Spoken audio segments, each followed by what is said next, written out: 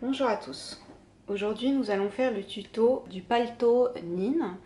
Le paletot Nin, c'est un petit manteau longueur bassin en forme trapèze avec des manches raglan et un pli creux dans le dos. Nous allons le faire dans un lainage de chez Benitex. C'est un lainage assez épais, recto verso. Aujourd'hui, on va utiliser le côté rayé. La première chose à faire est de tracer sur l'envers des devants le sommet de la pince. On plie le long de la découpe et on va piquer du bas vers le haut. Alors, comme ce tissu est assez épais, j'ai choisi de surpiquer toutes mes coutures à 2 mm. Donc, je vais piquer la pince et je vais également la surpiquer. Pour pouvoir la surpiquer, il va falloir que j'ouvre la valeur de couture au maximum. Donc, on va déjà piquer jusqu'au sommet de la pince. Donc, je pique du bas vers le haut. J'ai piqué du bas vers le haut ma pince et j'ouvre la valeur de la pince au maximum pour pouvoir surpiquer.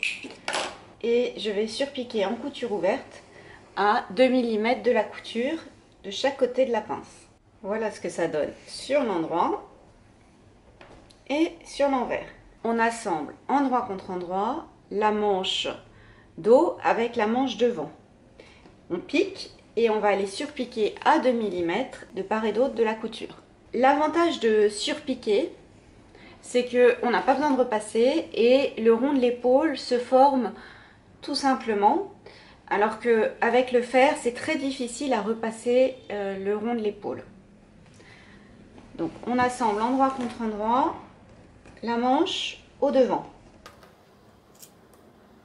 On va piquer et surpiquer à 2 mm.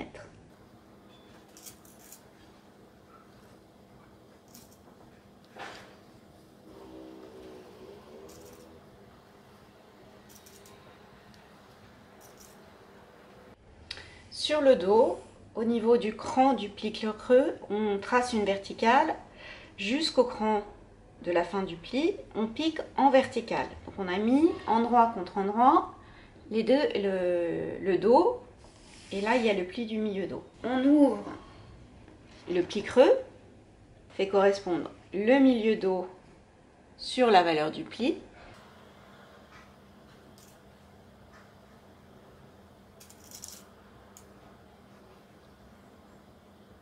Et on maintient le haut du pli creux avec une surpiqûre à 0,5. Et comme moi j'ai choisi de surpiquer, je vais aller surpiquer le bord le long de la couture à 2 mm. Voici la vue sur l'endroit et la vue sur l'envers. On assemble endroit contre endroit le dos à la manche dos. Sur la manche dos, j'ai un cran. On va piquer et surpiquer en couture ouverte à 2 mm de part et d'autre de la couture.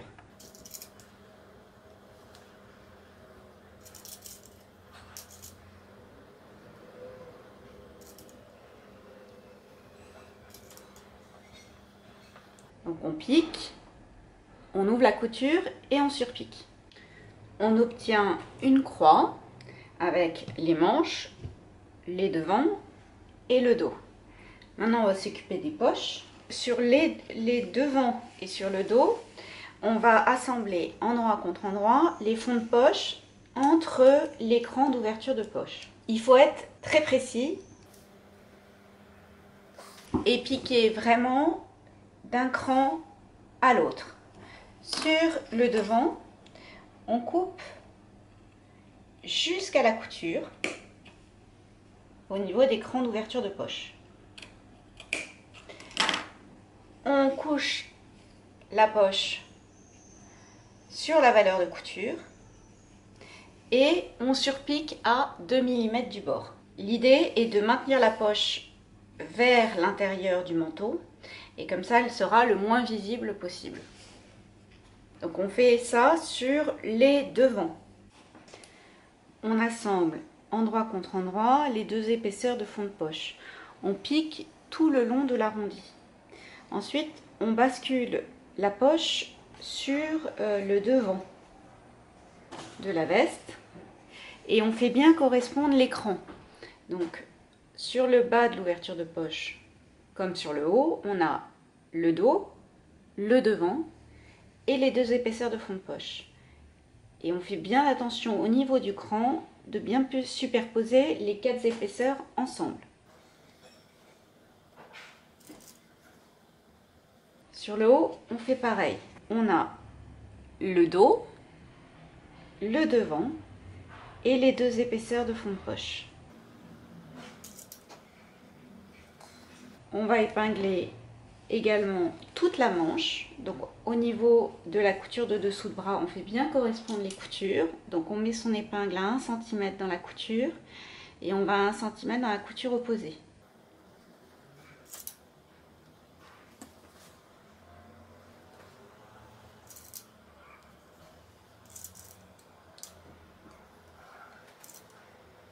Et on va piquer du bas de la veste jusqu'au cran d'ouverture de poche.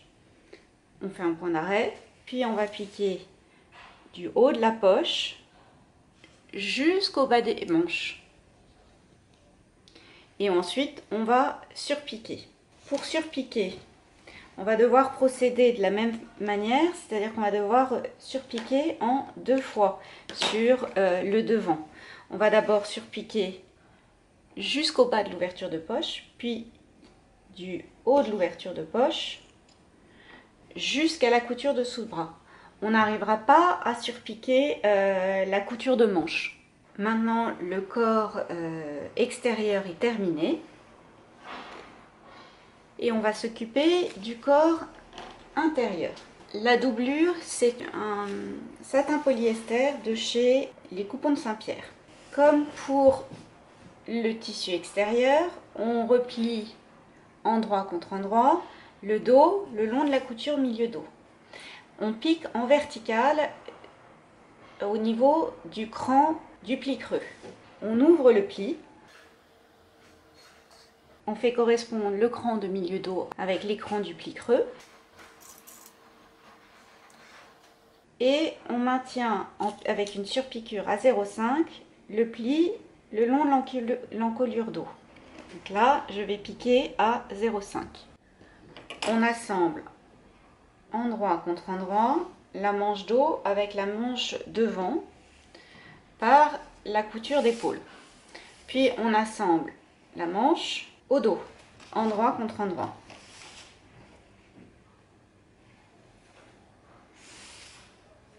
On assemble la manche au dos. On assemble endroit contre endroit la parmenture à la doublure. La parmenture a été entoilée. Pour entoiler un morceau, on prend un rectangle de tissu dans lequel tient la pièce à entoiler, on thermocolle le rectangle, puis on coupe le morceau. Donc j'épingle la parmenture dos à mon ensemble manche plus dos. Je fais bien correspondre l'écran.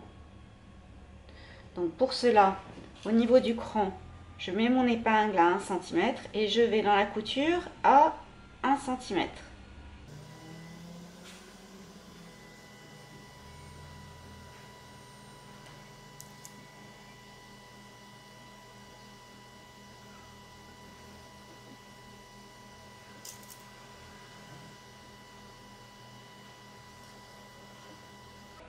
Je me mets à 1 cm et je vais dans la couture à 1 cm.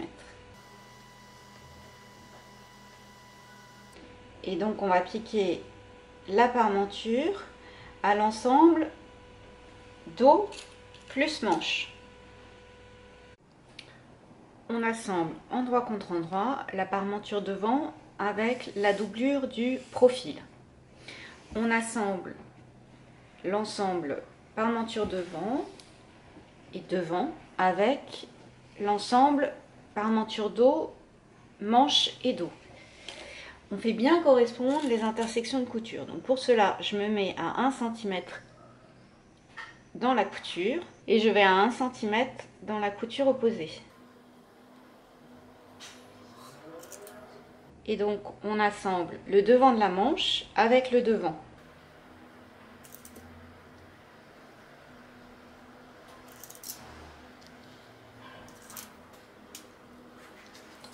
et on pique. On assemble le dessous de la manche et le côté de la doublure en une seule fois. On fait bien correspondre la couture de dessous de bras. Pour cela, je vais mettre une épingle dans la couture à 1 cm et je vais chercher l'autre centimètre de couture de l'autre côté. Et on pique d'un bout de la manche au bas de la doublure. Sur une des manches, j'ai laissé une ouverture d'une quinzaine de centimètres pour pouvoir retourner la veste sur l'endroit. Donc là, mon corps en doublure et mon corps en tissu sont terminés. On va associer les deux. Pour cela, on met endroit contre endroit les deux épaisseurs et on épingle tout autour du manteau. Donc le bord devant,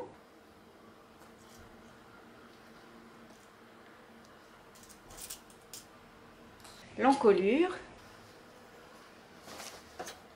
fait bien correspondre l'écran et les intersections de couture.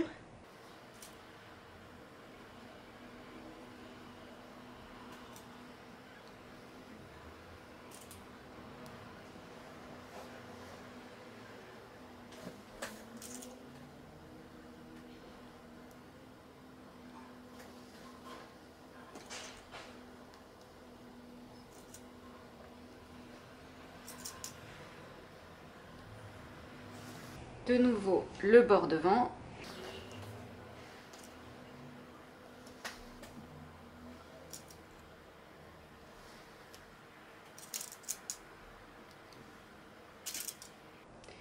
Puis tout le bas du manteau.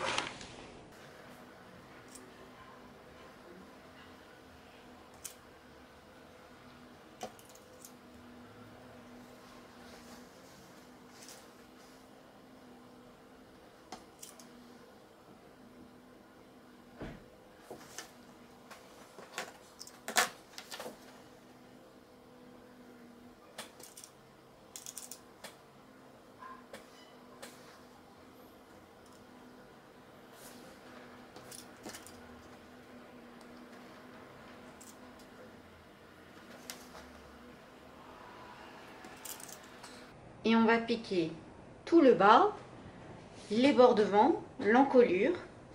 On forme une boucle. On ferme intégralement tout le pourtour du manteau. On a assemblé le corps en tissu et le corps en doublure par l'encolure, les bords devant et tout le bas du manteau. On crante les angles. On crante l'encolure.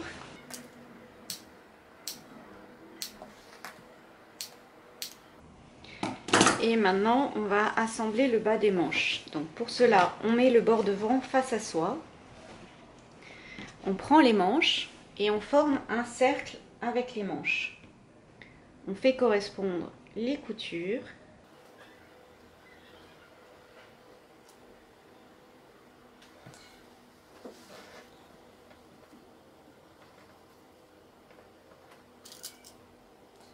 Et on pique tout autour du bas des manches. On a assemblé les manches en doublure avec les manches en tissu. Maintenant, on va faire les ourlets de bas de vêtements et de bas de manche. Donc l'ourlet qui est prévu, c'est un ourlet de 4 cm. On fait commencer l'ourlet à partir de la jonction entre la parmenture et la doublure. Cette partie-là, on ne s'en occupe pas, elle se positionnera naturellement lorsqu'on le retournera le tissu, le manteau sur l'endroit. On fait un ourlet de 4 cm à la main, donc on replie envers contre envers et à ce niveau-là où on a la poche qui est prise, on va uniquement bloquer la valeur de l'ourlet sur les valeurs de couture. Ensuite, on fait l'ourlet de 4 cm sur tout le bas de la veste. Et on fait un ourlet de 4 cm sur le bas des manches. On rabat 4 cm et avec un point à la main, on fixe son ourlet. En passant par le trou que l'on a laissé dans la manche, on retourne le manteau sur l'endroit.